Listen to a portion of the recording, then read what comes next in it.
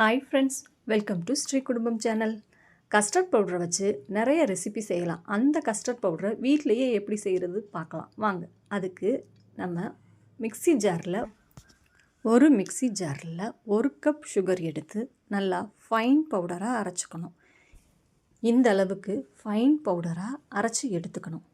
நம்ம சுகர் எந்த கப்பில் அளந்தோமோ அதே கப்பில் ஒரு கப் பால் பவுடர், ஒரு கப் கார்ன்ஃப்ளவர், ஒரு பிஞ்ச் எல்லோ ஃபுட் கலர், ஒரு டீஸ்பூன் வெண்ணிலா எசன்ஸ், இதை எல்லாத்தையும் சேர்த்து நல்லா ஃபைன் பவுடராக அரைச்சிக்கணும்.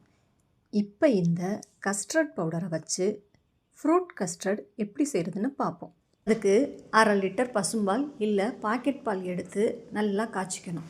பால் நல்லா காஞ்சதுக்கப்புறம் நம்ம இப்போ செஞ்ச கஸ்டர்ட் பவுடரை எடுத்து 2.5 டேபிள் ஸ்பூன் எடுத்து கொஞ்சமாக தண்ணி ஊற்றி நல்லா கட்டி இல்லாமல் கரைச்சிக்கணும்.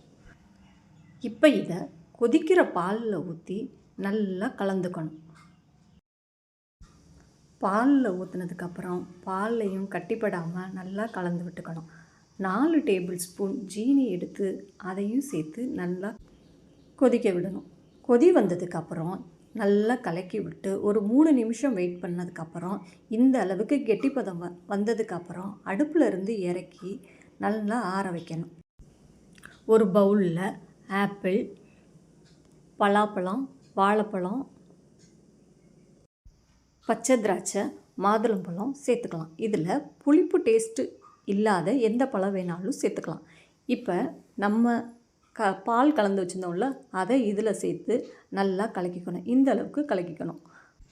தண்ணியாகவும் இல்லாமல் கெட்டியாகவும் இல்லாமல் இந்த அளவுக்கு பதம் இருந்தால் போதும். நான் எக்ஸ்ட்ரா டேஸ்ட்டுக்காக 2 டேபிள் ஸ்பூன் கண்டென்ஸ்டு மில்க் சேர்த்துருக்கேன். உங்களுக்கு வேணான்னா நீங்கள் விட்டுறலாம்.